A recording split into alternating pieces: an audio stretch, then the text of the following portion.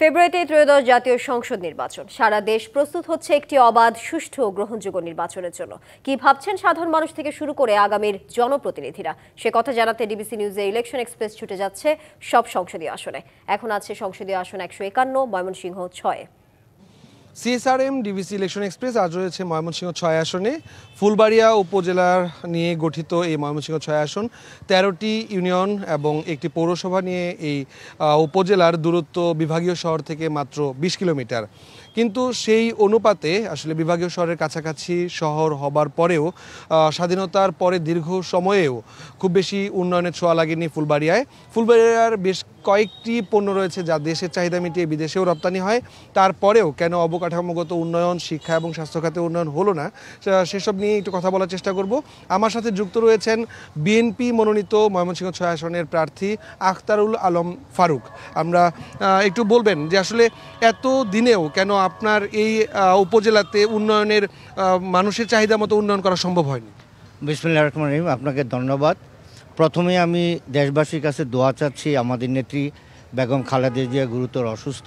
আপনারা সবাই দোয়া করবেন, আল্লাহ পাক ওনাকে যেন দ্রুত আরোগ্য দান করেন। আসলে বিগত আমাদের ফুলবাড়িয়া কোনো উন্নয়ন হয় নাই। বিগত অবৈধ শেখ হাসিনা সরকারের আমলে প্রচুর অনুদান এসেছে, স্যাংশন এসেছে, কিন্তু যারা দায়িত্ব পালন করেছে, আগের যারা এমপি ছিল, তারা সমস্ত টাকা পয়সা তসরুপ করে বিদেশে পাচার করেছে, যার জন্য আমাদের রাস্তাঘাট, স্কুল, কলেজ, মসজিদ, মাদ্রাসা, মন্দির, আপনার শ্মশানঘাট, কোনো জায়গায় কোনো উন্নয়নের ছোঁয়া নাই। তো এই সমস্ত টাকা পয়সা মেরে তারা বিদেশে পাচার করেছে, যে জন্য আমাদের এই ফুলবাড়িয়া থানার তেমন কোনো উন্নয়ন হয় নাই। আপনি তো ইতিমধ্যে দলের মনোনয়ন পেয়েছেন এবং তারপর থেকে আপনি মানুষের কাছে যাচ্ছেন, মানুষের দাঁড়ে দাঁড়িয়ে গিয়ে ভোট প্রার্থনা করছেন। কি ধরনের প্রতিশ্রুতি দিচ্ছেন মানুষকে? আপনি হয়তো ফুলবাড়িয়া থানা দেখেছেন যে পুরা ফুলবাড়িয়া থানার সমস্ত কিছু অবকাঠামো ভেঙে নষ্ট হয়ে গেছে। আমি তাদেরকে আশ্বস্ত করতেছি, যদি আমি জনগণের ভোটে সংসদে যাই, তাহলে এই রাস্তাঘাট, স্কুল, কলেজ, মসজিদ, মাদ্রাসা, এই সমস্ত অবকাঠামোগুলির উন্নয়ন করব খুব দ্রুত। শিক্ষা এবং স্বাস্থ্য খাতে কি ধরনের উন্নয়ন পরিকল্পনা রয়েছে আপনার? না, শিক্ষার ক্ষেত্রে, শিক্ষা আমাদের জাতির মেরুদণ্ড। শিক্ষার খাতে অবশ্যই আমি উন্নয়ন করব। যে স্কুল কলেজের যে উন্নয়ন হয় না, সেগুলির যত দ্রুত সম্ভব, আমরা ক্ষমতায় গেলে যত দ্রুত সম্ভব সেইগুলি অবকাঠামোগত এবং শিক্ষার মান উন্নয়নে আমি চেষ্টা করব। আর যেমন আমাদের স্বাস্থ্য খাতের অবস্থা খুবই খারাপ। বিগত সময়ে কোনো ছোঁয়া লাগে নাই, উন্নয়নের কোনো ছোঁয়াই লাগে নাই স্বাস্থ্য খাতে।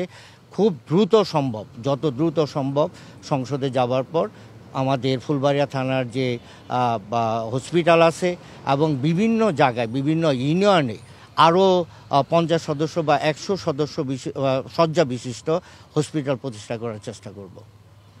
আপনার এই ফুলবাড়িয়া উপজেলাতে পুরুষ এবং নারী ভোটারের সংখ্যা প্রায় কাছাকাছি, নারী ভোটার কিছুটা বেশি, তরুণ ভোটারের আধিক্যও অনেক। নারী এবং তরুণদের জন্য কি করার পরিকল্পনা রয়েছে?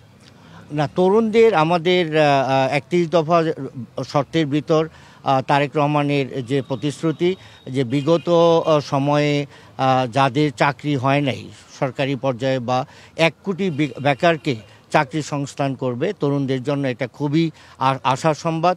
এবং নারীদের কর্মসংস্থানের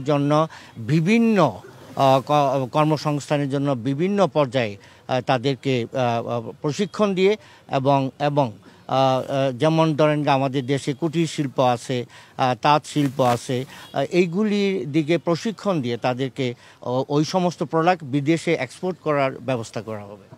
এখানে তো জামায়াত ইসলামীও ইতিমধ্যে প্রার্থী দিয়েছে, তো আপনি জয়ের ব্যাপারে কতটা নিশ্চিত? খুব সংক্ষেপে। ইনশাআল্লাহ আমরা বিএনপি জনগণ দীর্ঘ 17 বছরে কোনো ভোট দিতে পারে নাই। জনগণ অধীর আগ্রহে ধানের শীষে ভোট দেওয়ার জন্য অপেক্ষমান। ইলেকশন হওয়ার সাথে সাথে আমি শতভাগ আশাবাদী যে ধানের শীষ এখানে বিজয়ী হবে এবং জয়যুক্ত করবে জনগণ। সিএসআরএম ডিবিসি ইলেকশন এক্সপ্রেসের সময় দেওয়ার জন্য আপনাকে ধন্যবাদ। ডিবিসি ইলেকশন এক্সপ্রেস আগামীকাল থাকবে ময়মনসিংহ 7 এবং ময়মনসিংহ 8 আসনে। জানানোর চেষ্টা করব সেখানকার যারা জনপ্রতিনিধি হচ্ছেন এবং সাধারণ ভোটারদের কথা। সে পর্যন্ত ডিবিসি নিউজের সাথে থাকুন।